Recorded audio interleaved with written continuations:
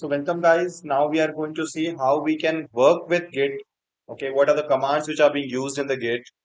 So let's start with it. Let's say my developer is working on the project, this particular folder. So let's say he just started working on a particular project itself. Now, let's say this is the project file or the folder. In this, he is working, let's say he created a file named index and he created one more file named users. I'm not giving any I'm not creating an HTML or PHP or Python file. I'm just creating a normal files here. Some more files, let's say for example, some test files. Okay, so these are some of the files which my developer has put. Now the developer need to put these files into the staging area. First, you need to actually put this file and put the file to the staging area. After putting it to the staging area, you need to put these particular files into the local repository. Now, let's see how we can work on it. What are the commands initially which we can use here? So for that, we would be first opening git bash. So right click anywhere on this folder. So you first of all, need to take care of, you don't have to right click and open git bash on your Windows or any desktop. You need to go inside the folder on which you are working, and there you have to right click and open the git bash. This is something you need to take care of. Okay. So to check it, what we can do, you can put an ls and check it out that these particular files are present. If you are going and doing an opening the git bash on your desktop and you are doing an ls, you will see all the files in your desktop would be visible here. But if you are inside this project, which is my folder, as you can see, okay, there you will only see these three files. Now the first step is git init. What does this git init do? So git init basically initialize the git into this particular project repository or the folder. On this folder, if you want to initialize the git, what command you are going to use? You are going to use git init, initial. Okay, init. It comes from initialize it. First four characters of initialize word would be coming up here. Initialize in a normal words, it means starting up or initiating anything. I want to initiate my business. I want to start my business. Okay, so here I want to start git onto this particular repository and initialize empty git repository on this particular folder. Perfect. Now, after this, if you do a git status, now what does this status command will be doing? This status command would be giving you the status of your repository. For example, these three files are currently into the stage, is into the working directory. I have not put it into the staging area. So these files would be shown as untracked files. Let me show it to you once. So git status, you will see that these three files are currently untracked files. Okay. Now these three files are currently untracked files. But the question comes up how to add these files into the staging area. Fine. These files are untracked. Whatever I'm doing, let's say if I'm writing something, hello world, I am Akshat Gupta. Okay, save it. And if you come here and git status, you will see nothing changed. We are not tracking these files, right? We are not tracking these files. So first step would be to add them into the staging area where the tracking can be initiated of these particular files. You cannot commit your files until unless you put it to the staging area. After putting to the staging area, you can after putting to the staging area and committing the files at least once, then you can skip your commit. What is a commit? Commit is basically putting your files from your staging area to the online repository, okay, to the local repository. So fine, git add, let's say I want to, for now I just wanted to add index file.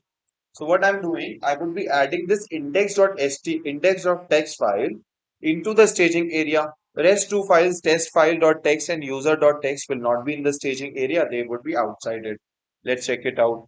Now, if I do a git status again, you can see, guys, that this file is being tracked. You can see changes to be committed, which means it is now in a staging area, and these changes would now go to the local repository. Okay, now we can put this file to the local repository. These two files are currently not tracked. These are not being tracked yet. For example, if let's say I make some changes here, hello, this is test file, save it, and I'm also making the changes to the file which I have recently staged. Let me make some changes here also. Here I'm Akshat. We are learning Git, right? Now, if you come back here and use Git status, okay, you will see already there is a file in the staging area, which would be like that only, but it will also track it and tell you that this file is being modified, which means I added some content later on. I added some content later on, and this file is now modified. Now, if you don't want to put this file into the staging area, you can just don't put it. You can leave it in your working directory, and then you can commit this file and the previous file with these two things, which with these two lines would be committed to the repository. But let's say I want to commit it. Okay, I want to put all the files to the staging area. Then how will I put it? Git add dot. Dot is means my current directory. All the files in my current directory would be added to the repository. Now click enter. Now if you do a git status, what will happen? You will see that changes are being committed up. Okay, changes. Okay. So now as we can see, these three files, the changes need to be committed on these three files here. Okay, the changes are being these files are now in the staging area. Let's suppose make some changes onto this any of these files. Let's say, for example, this is the user file. Okay, save it, close it, come here, and if you do a git status again, you will see that user.txt is modified because just now I modified the user.txt. Let me modify this file also. We will create test cases. I'm just writing the content here. Okay, and if again you do a git status, you will see, okay, git status, you will see that these two files are modified.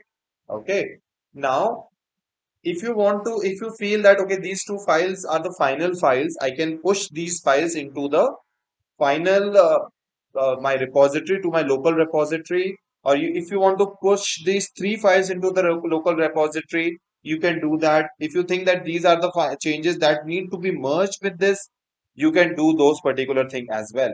For now, I'm just putting and merging the changes. Okay, now if you do a git status, you will see these three files are present here and the changes need to be committed up here itself. Now to commit, commit means putting your files from your staging area to your local repository. How will I commit it?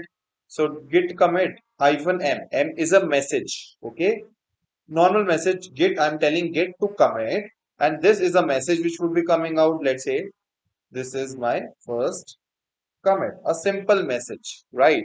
Here you can put any kind of message. If let's say there is some extra files you have created or what, some extra content you have put it, all those things, even you can put it in the message. This helps you to identify what exactly was there in that particular commit. Okay, press enter. Now, if you do a git status, you will see there is nothing in the branch. Earlier, just before that, when we were doing git status, it was showing me three files: index.html, index.txt, sorry, text file.txt, and user.txt here. But later on, when I put a git status, I was not able to see any of the files. Isn't this amazing? The files basically from the working area, we moved it to the staging area. From the staging area, we moved it to the local repository. Okay, so this is how we can put and push the files from various, we can say various repositories within the local system. Okay, we can my working repository would be or my working directory would be the directory on which I would be working on. The local repository would be the repository where I would be keeping all my versions of my Git. The staging area would be a cache memory, I can say, where I would be putting up the files for a certain duration, which can be committed on the later part. So, yes, we have discussed all these things. Let's meet in the next lecture where we are going to discuss some more things on Git in depth. So, let's meet in the next lecture. Thank you for your time. Thanks a lot.